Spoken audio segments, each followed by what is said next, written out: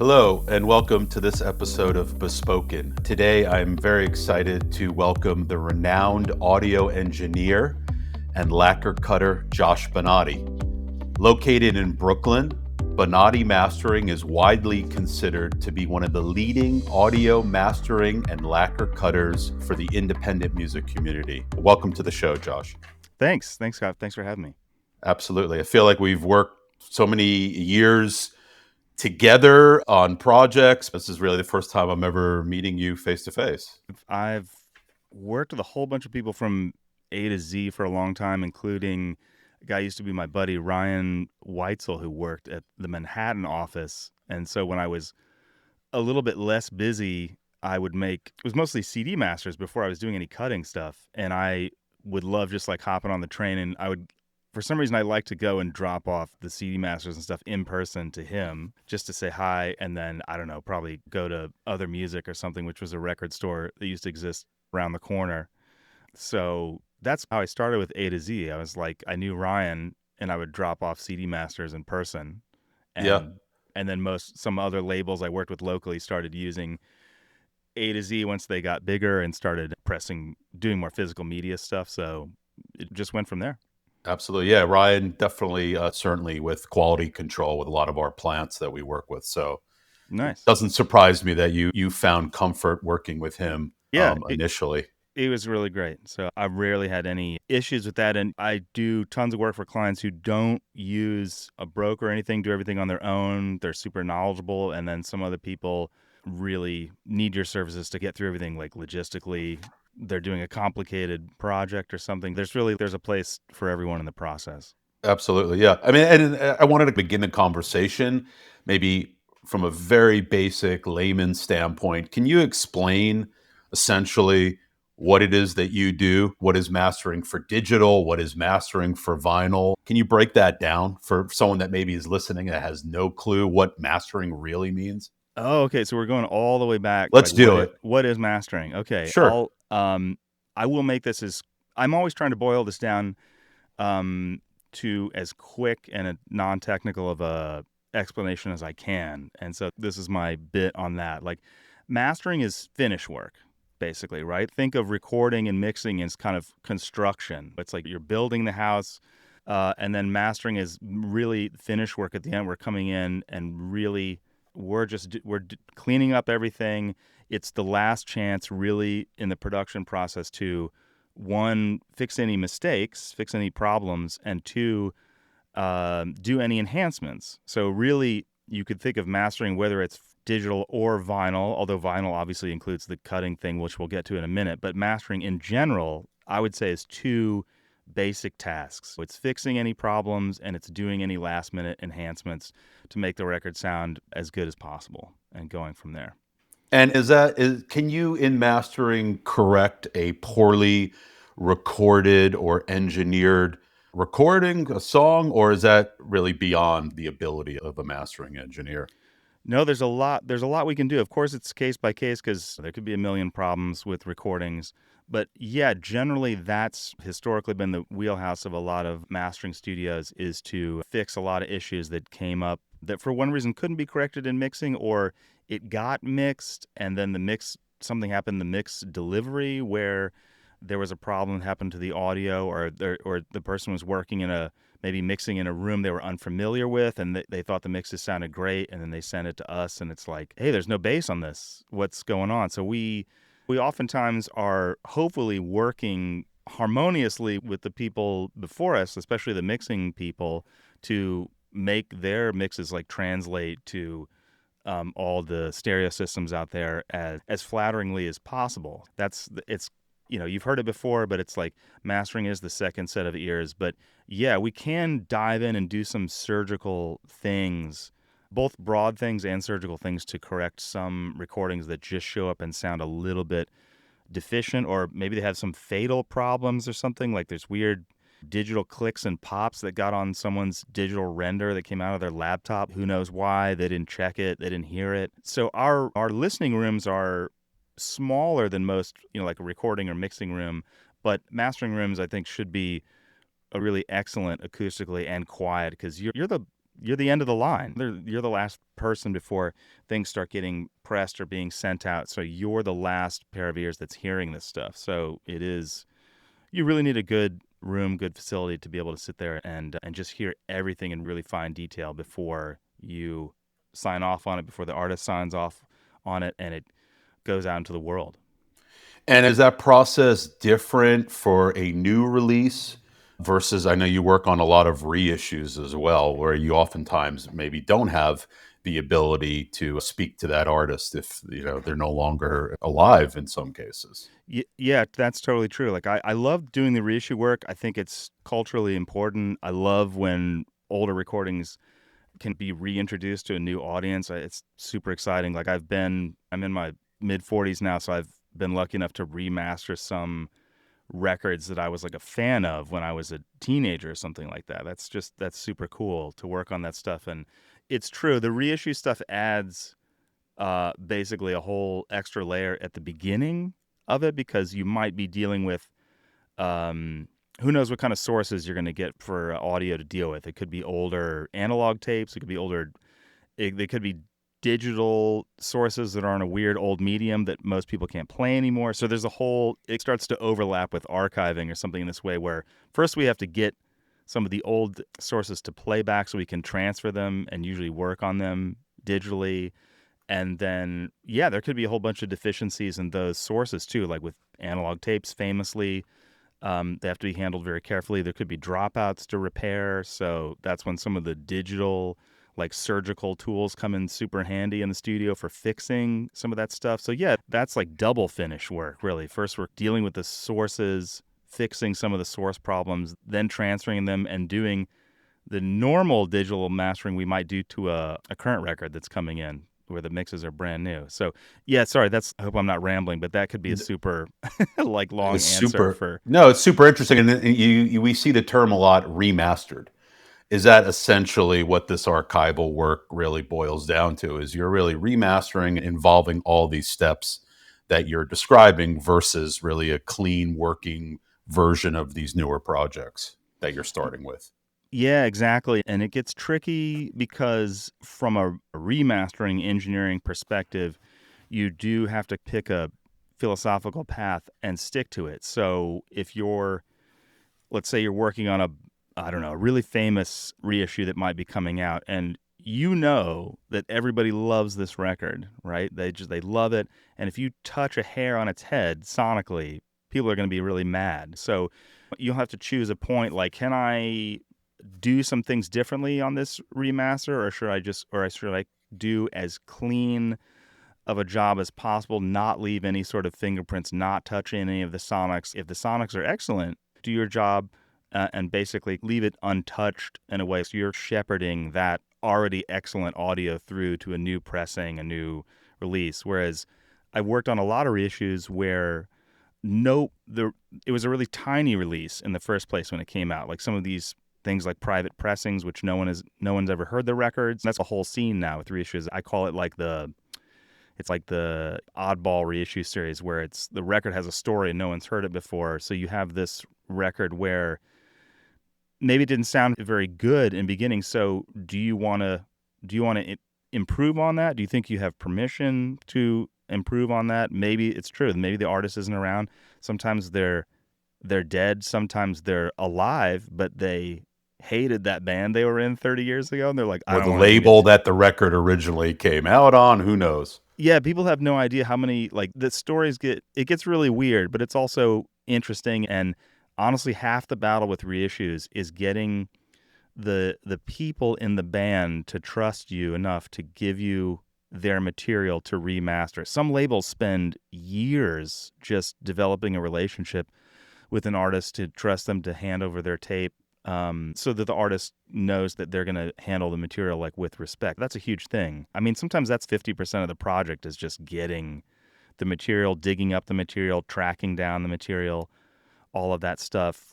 Those are pretty complicated projects, and that's where mastering plays sometimes even a bigger role than it normally does with current releases, because there's so much like transferring the sources, dealing with weird formats, repairing things.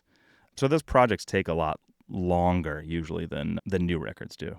Absolutely. And I feel as if you certainly work with a core group of clients for some of this reissue work. So obviously they trust you and your ability to really correctly translate the original intent, but as you say, potentially augment that or not as on a case by case basis. So you've I really earned their trust. I did, but I also kind of learned the hard way, like what not to do. Like the thing that I used to just ask for that I now demand when we're doing a reissue project is if there was a vinyl version of this that came out, if there was an earlier CD version of it that came out in the 90s, I want to hear all of those previous releases, and I'm going to transfer them in my studio. I'm going to use them as a reference point to compare, because there would be nothing more embarrassing and shameful to put out a reissue version that sounds worse than the original version. That'd be pretty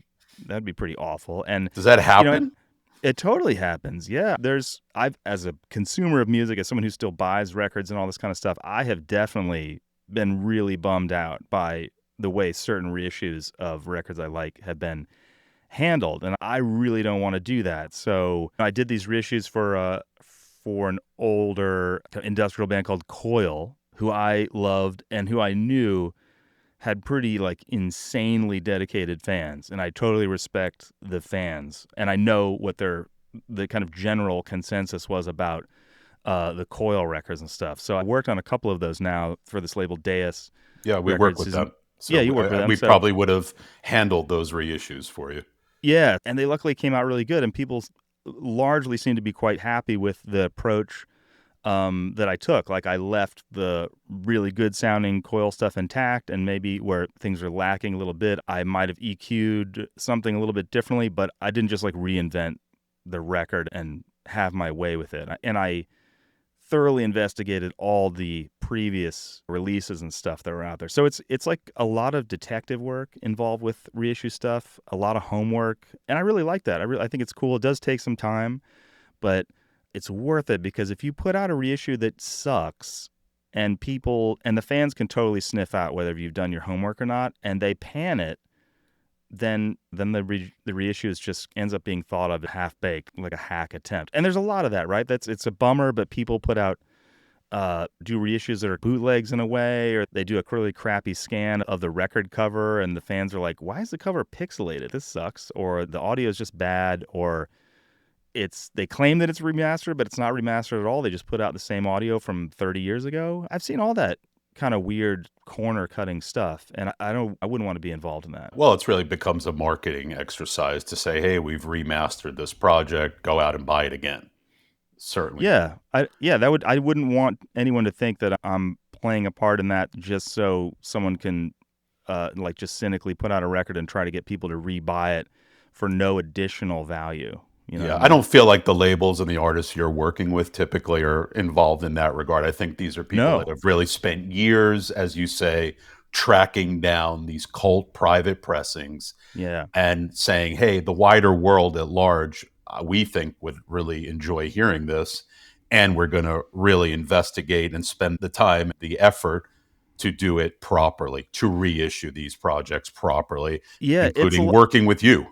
it's very, I mean, I'm very flattered too. It takes a lot of work, and it hasn't happened very often, but I have turned down reissue projects where someone sent me like MP3s to cut the record from, and that's not normally something we do. We want a higher quality digital file to cut a record from if it's being cut digital. And so sometimes I have to push back a little bit and be like, okay, that's nice, but I mean, do you have any other higher quality sources? And I'll just try to push a little bit for that. And then sometimes people are like, nope, that's all we got. You just have to use that. And I was like, yeah, I don't really want to do that. And that, not to talk myself out of a gig or something, because I got to pay rent, but I don't know, that stuff just, it's not the way I want to do it. And when you get lazy for a second there, it always comes around to bite you in the end. And I wouldn't feel good about it, because I wouldn't be happy if I bought a record and then discovered that it claimed to be gloriously remastered, but in the end, it was just cut with MP3. I'd feel betrayed. As a quick aside, there was one time I cut a 7-inch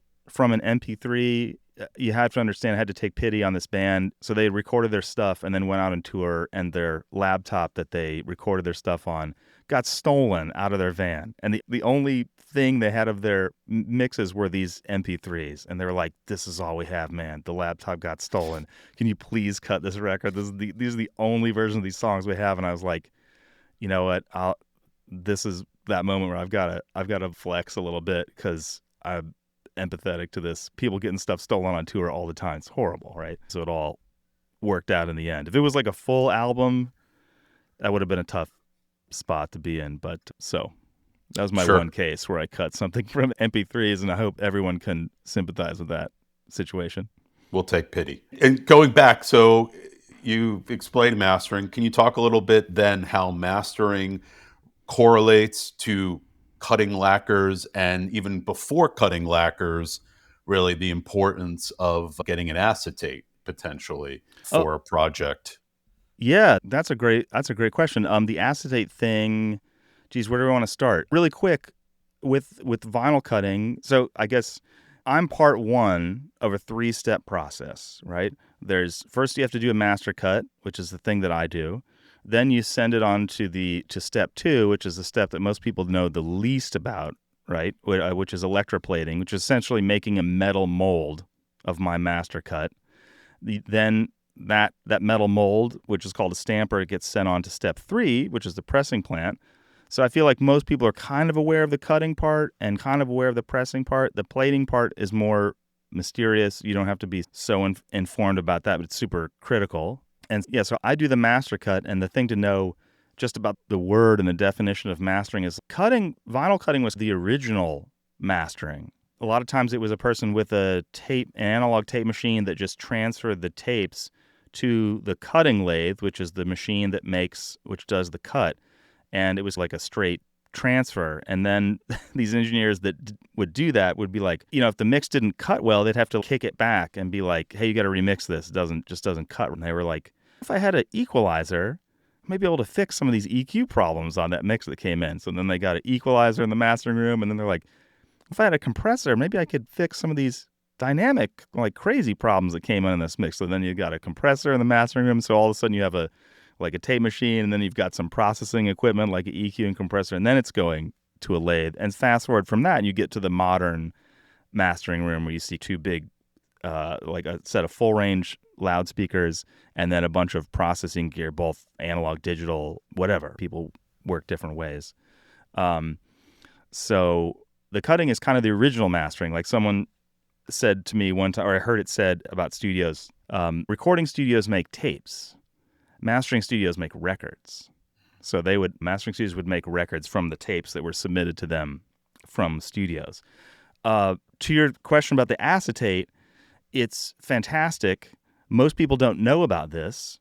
They mostly send their files to you or to me, and I do the master cut and send it off. But the acetate is a fantastic way for you to preview the sound of the record before the master cut gets done. It's actually the fastest and the cheapest way of hearing what the record's going to sound like before you go through and spend all the time and money to get a test pressing. Because a test pressing, I think this is a critical definition, right? Like a test pressing is not really for approving the audio. It's really for approving the quality of the pressing. Mm-hmm. So you're judging the quality of the pressing, which is the record pressed flat, it's not warped, the surface noise, clicks and pops is not too high to be excessive and annoying. That's really what a test pressing is for. The acetate is really for approving the sound of the record. What I want to say, so it's true that I don't cut that many acetates for projects that I work on. Especially a lot of labels that are working on quick timelines, they send me stuff, I do the master cut and go. But for some projects, especially like these reissue projects and stuff we were talking about, where people are, they either have time to do it or they're quite nervous about how the record's going to sound. They really want to make sure it sounds exactly the way they're hoping it's going to sound. They order an acetate from me. And I know the terminology is a little confusing, but it's dub plate, acetate, and reference acetate. They're all the same thing. And So what is it? It's a one-off cut done on my cutting lathe, just for you. So I cut one record and I hand you one record. It's not a pressed record.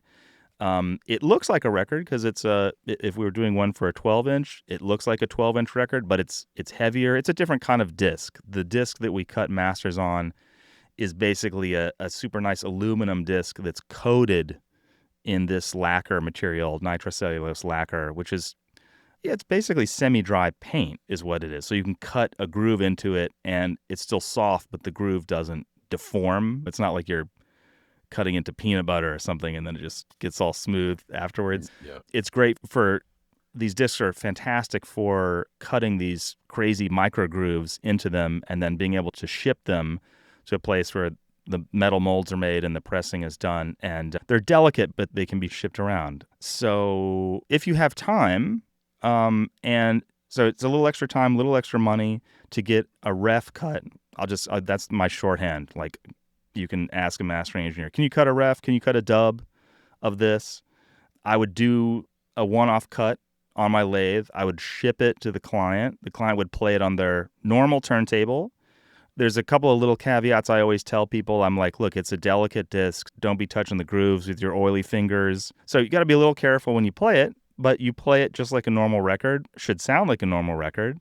And then if you approve the sound of that acetate, I then recall the exact settings that I used and cut the master, and they should be identical. I mean, with the only thing is that when you hear enough reference acetates and stuff, or you hear lacquers and stuff at the studio, if you attend someone doing a cut, it is amazing how like less noisy they are than a pressed record. Like, pressed records are plastic, right? So that surface that the groove that the needle is going through on your pressed record is like a much coarser surface than on something like an acetate or these the master discs I'm cutting on. So sometimes it can be amazing. It's, wow, there's no noise on this. It sounds really clean. And in an ideal world, the reference and your test pressing would be as close as possible. Like, the pressed records are going to have a little bit more noise in an ideal world than the ref, but they should be really close. The levels and everything should be the same. You should be getting a test pressing, and when you put that on, it's going to sound like what you expect to hear because you've already heard the ref. You're like, I've already heard a version of this record. I got a little custom version cut. Now I'm going to compare it to my test pressing. Should sound exactly the same. And if it's not, sometimes the ref can be helpful in doing a little problem solving if you're hearing things that are concerning. Will you do that? And sometimes then, actually, if there's an issue with the test, send the ref along with the test back to the plant or the electroplating facility and see if actually you can make any adjustments? I've never had to send the ref back to the plant. Usually the client or the band or whoever has the ref in their possession. Usually, though, people will send me.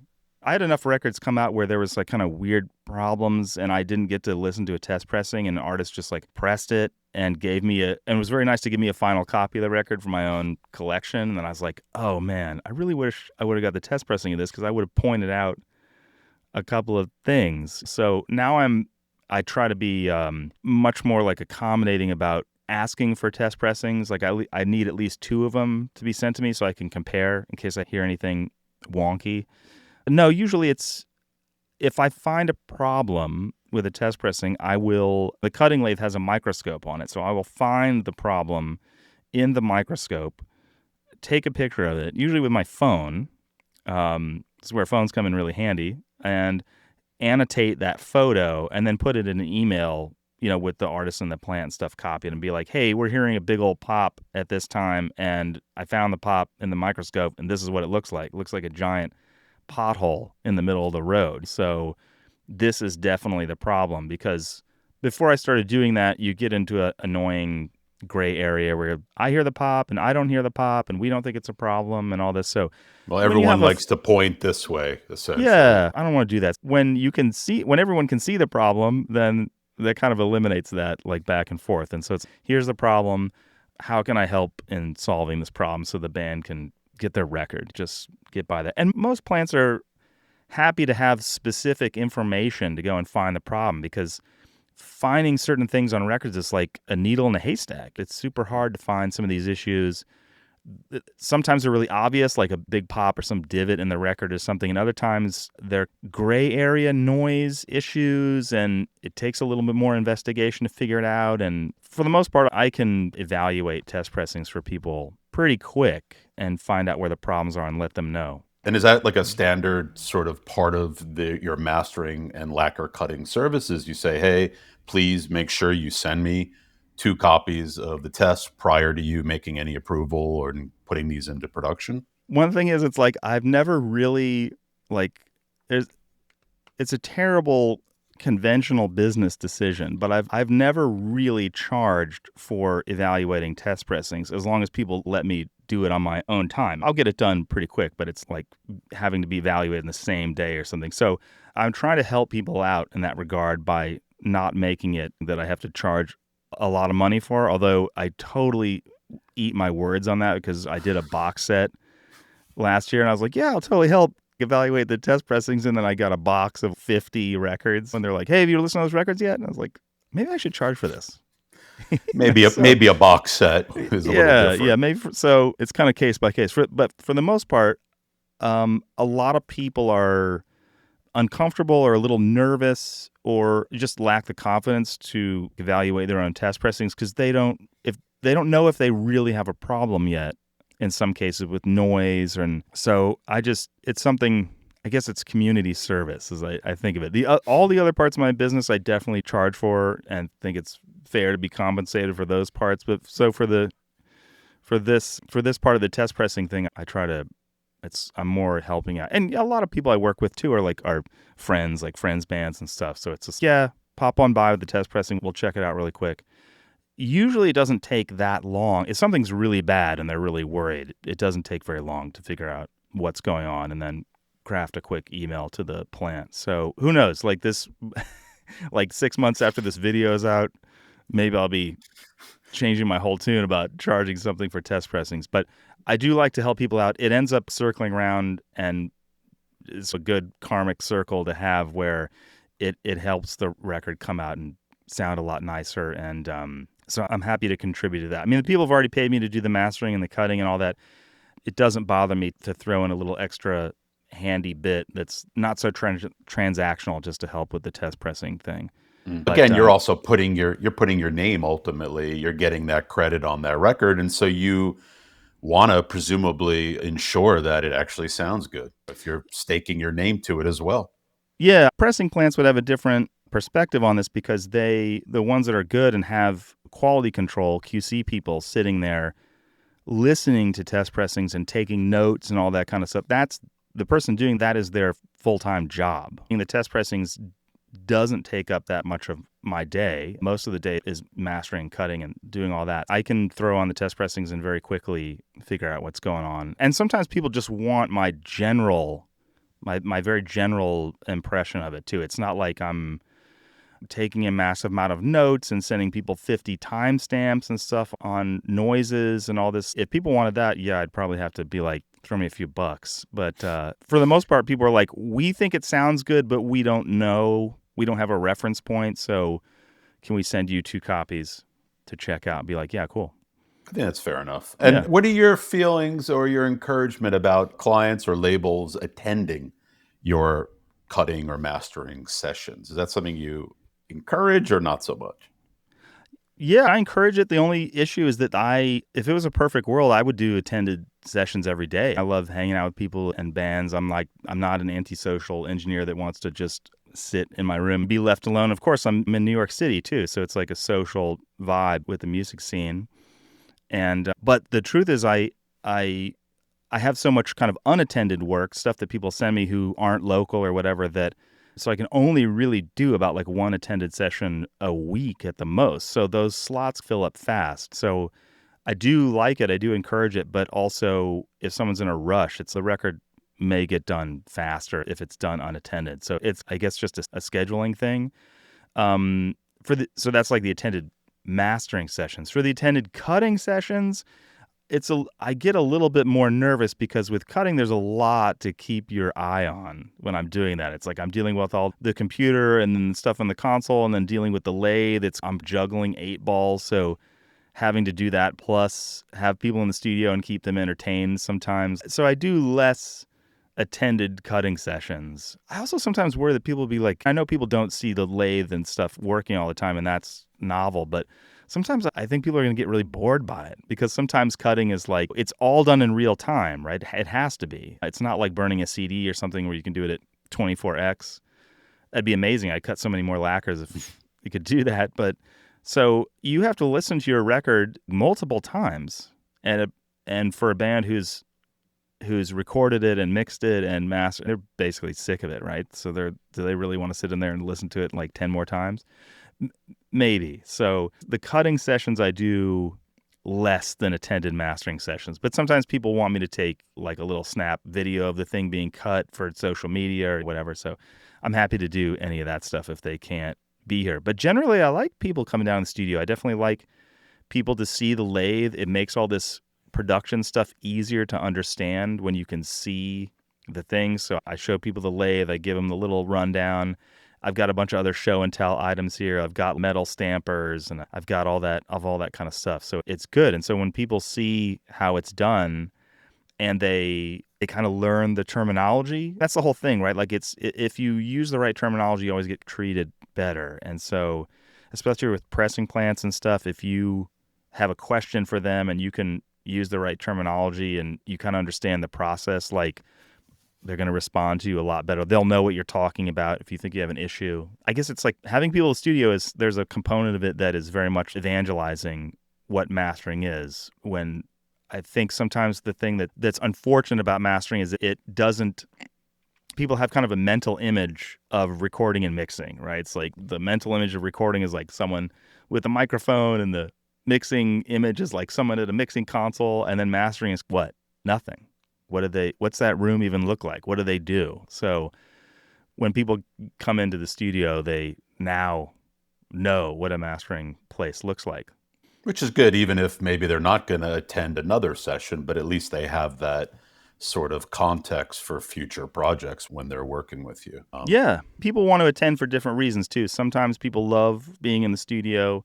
Other times people are really nervous. They really want to sit there and look over your shoulder when you do it, and they have a lot of specific instructions for you. So that's just easier in person than sending an email with 70 bullet points or something. Mixing engineers sometimes like to attend just to pick your brain on what's going on with their mixes. A lot of mixing engineers are super motivated they're refining their craft and stuff all the time. So yeah, and all these reasons that people want to come to the studio are totally valid for me. It's cool. So I wish I could have people down every day, because it's fun to work on the record in person. It's always usually a good hang. Get to drink a lot of coffee, but then the problem is I wouldn't get any of the unattended stuff done, and people would be yelling at me. I had to set limits on the attended stuff. Sadly. How many projects then, on the other flip side, would you typically try to work on, or does that vary based on the context of that project? How many on a typical day are you trying to potentially cut? Oh, for cutting, Yeah. I'm really focused on doing the absolute best cuts that I can. So I can't claim to be like the fastest cutting engineer. But I mean, I'm usually, if everything's kind of ready to go and prepped up, I can get out 8 to 10 sides a day, which is, people don't realize is that we cut one disc for side A and we cut another disc for side B. So records don't really become double-sided until the very end of the process. So when I'm saying 8 to 10 sides, yeah, 4 to 5 records can be cut. When it's a attended mastering session, obviously we're just focused on that person's record, like for the whole Sure. day. If I'm working unattended, I might be working on 3 or 4 records at the same time. But there's always at least 40 or 50 projects like circulating around my head that's always on the board of stuff that needs to get done. And then trying to accommodate deadlines and flipping things around. So normal scheduling stuff. Yeah, I mean, it's 12-hour days, Monday through Friday, working. I try not to work on weekends, but yeah, sometimes I do. Taking a step back, how did you get into this? Like, what was your background or your interest in cutting lacquers and this post-production of audio? Oh, the Lacquers thing, I just wanted to, when I was mastering, I always wanted to be, what they call a full service mastering facility. So it's like you did the audio mastering work, and then you were able to prep all of the formats that people needed. And of course, I was playing in bands and hanging out with bands and artists, and it was a scene where everyone put out records. So I always wanted to do the record thing too, but it was the most intimidating thing to get going, just getting the equipment and stuff. So that was the reason I wanted to do it. Is I wanted to be able to produce every master that every band wanted, like from my studio. And there's not too many studios that really do that anymore. A lot of mastering studios, I would say most of them, don't do any lacquer cutting, which can totally be fine. There's plenty of mastering engineers that don't. Their client base doesn't put out vinyl, so why would they care? But in my case, especially with the kind of underground and independent records I'm working on, and then the reissue stuff, like it's super vinyl based. So that's why I wanted to do vinyl. But going way back, I studied acoustics in school, and I was always playing in bands, and I'd done some internships at studios and stuff. But I was from the Midwest in a kind of a smaller town, and audio people didn't really make any money or anything. So I was like, I'm going to have a day job, and the studio thing will always be like my hobby, serious hobby, but it'll be a hobby. But as I went on, I did some acoustics internships, and then I wanted to be a loudspeaker designer. But all these kind of audio things, I had like way too many interests. And after I'd done all these internships and went around this big circle, I realized it took me a while to realize this, but like everything that I liked about audio and acoustics all harmoniously intersected. And that point was, I was like, oh, I think that's mastering. It's like room acoustics and hi-fi audio and pro audio and archiving and reissue work. It was like all, boom, stuff is all mastering. So then like I said, it took a while for the light bulb to go off over my head. But then it finally did, and I was very lucky to get a good internship at a mastering studio in Chicago that was called Colossal Mastering at the time. It's no longer there, but the guy who ran it, Dan Stout, was super nice to me and very generous with his time. And I don't think he had a lot of people applying for internships and stuff there. So I got right in. He taught me a lot. So when I left there, I didn't have much gear or anything. I just had a computer, but I knew how to correctly make CD masters and stuff. I mean, this is early 2000s. So I came out of there with some knowledge that none of my peers had. All my peers were like, we want to do our recording studios, DIY recording studios and all that. So everybody was doing recording and mixing. Nobody knew anything about mastering. So I was able to make myself useful to my kind of peer group of bands and all this stuff like right away. And so that's really how I started getting work. And it went from there. And I was still looking for jobs in acoustics because I still thought that's going to be my day job. But then I started slowly getting busy, and it was one of those things where I'm like, I think this is what I'm doing. It wasn't a thing where some people are like, I quit my job, I took the plunge, and I'm going to do this other thing. I didn't really do that. It's just that I got so busy slowly over time with audio stuff, then I just stopped looking for jobs in acoustics. And then I was like, I think I can pay my rent doing this. It seems to be paying my rent. So it was a super slow process. And sometimes people ask, like, how long did it take? Like, it took about 10 years. 10 years of kind of journeyman work to be at a point where I got work every week. I got work every month. It's cool. I can project finances and stuff like that. So I had to live super cheap for a while, and everyone who owns a studio still is frugal in some way. But yeah, it happened super slowly. I'm always trying to make that answer shorter because it's super. Look, it's super interesting. It's super interesting that you played in bands, and that led to you doing this now, and you were able, like so many people that we work with, to forge a path forward professionally, but also really being able to use their passion and their true outlet in music to make a life out of it. So it sounds like you've been able to do that. And as you say, it's been over 10 years of you having to build your reputation so that you had enough work to be able to know that, this is real. I think I also there was a bunch of reasons why I got lucky, but also at the time where, there wasn't many people in my group of friends that knew anything about mastering. They didn't know anything about how their vinyl records were being made. So I just ended up pursuing some of this esoteric stuff that ended up being useful to me. So that's what gave me a job. And the person that I ended up buying my cutting lathe from was this old guy named Albert Grundy, it was basically known as the guru of vinyl cutting on the East Coast in the U.S. And he'd been president of the Audio Engineering Society for a couple of years, and he was an educator too, and he knew everything. He was really excellent. He passed away about 10 years ago, but so he had a bunch of lathes and would fix one up every year and sell them off. And through talking to him about buying one, I've befriended him. And of course, he was old, so he didn't want to pick up heavy stuff and move it around. So I kind of endeared myself to him and became useful because I could be like a young grunt that would just, lift all the heavy crap and move it around and didn't mind getting dirty and doing all this. So I was super lucky. I basically bought my lathe from him, and then I helped him fix up the other lathes and learned how to do all my maintenance and all this kind of stuff in the process. So it was kind of like going to grad school for free for lathes, and that has a massive impact on me being able to be sustainable in a way. Like when you use this kind of all this vintage equipment and stuff in the studio, and you had to call someone every time it needed to be fixed, like you would just go broke really fast. So you do have to learn how to take care of all the stuff, and it's actually really a great skill to have because it just, like, the lathe taught me everything. Like now I can fix my refrigerator and air conditioner and some like some of the things I'm like, oh yeah, it's just like the lathe, that little control voltage there and the beep, beep, beep.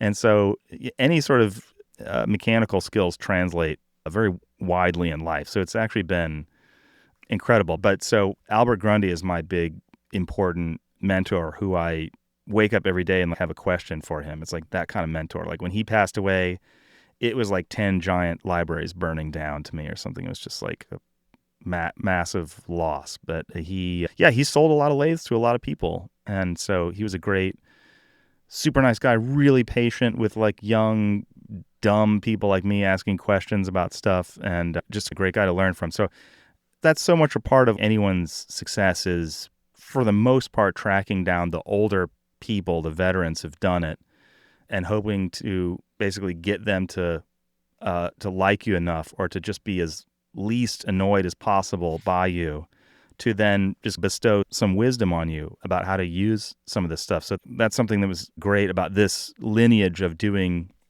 because vinyl and stuff has been around for so long, you've got generations of people who are experts who you can learn from. So hopefully we take all the past wisdom and knowledge from the experts and use it to carry forward that craft and continue to make records sound better and better. Absolutely. That's certainly that older generation, as you say, that really helped pave the way for this resurgence and this ability for you to operate. And at the same time, you've now gained this knowledge, and you're going to be that repository of information to help, I presume, other people that will come after you to a certain extent.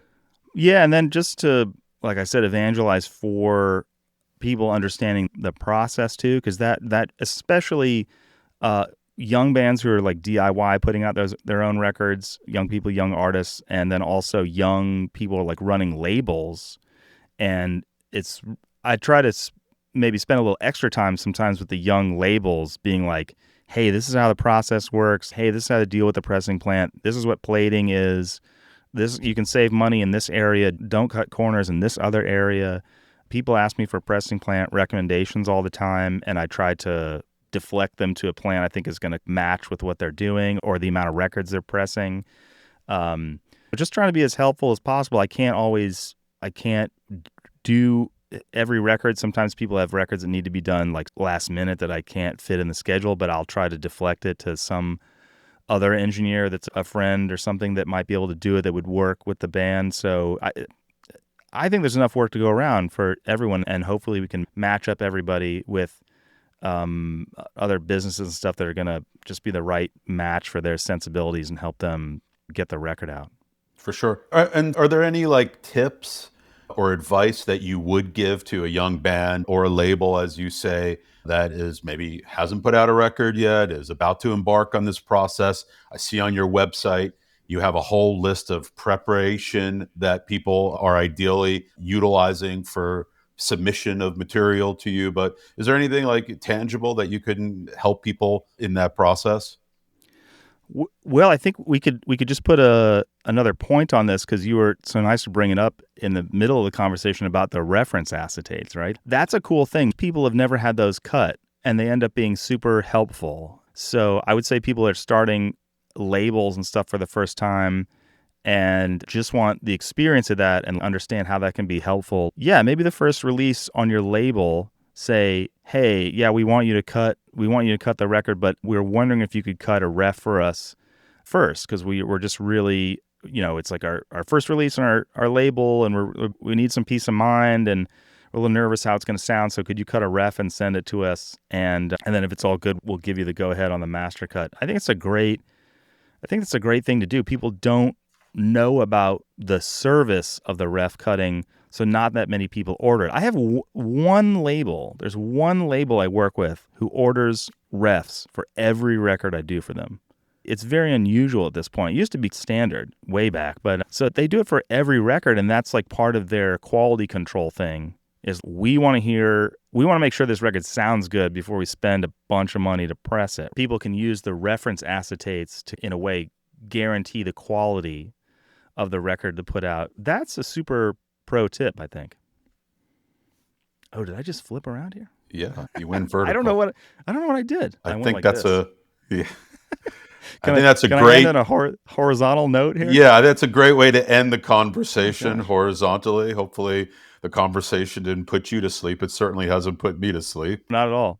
Yeah, no, thank you so much for your insight and for really explaining the process. And your passion is evident, and the care that you take on all your projects is readily apparent. And again, thank you so much for your time and your insight. Thanks for having me. Sorry to flip around here at the end, but I bet no one's ever done that before. Absolutely not. All righty. Take care. Have a good one.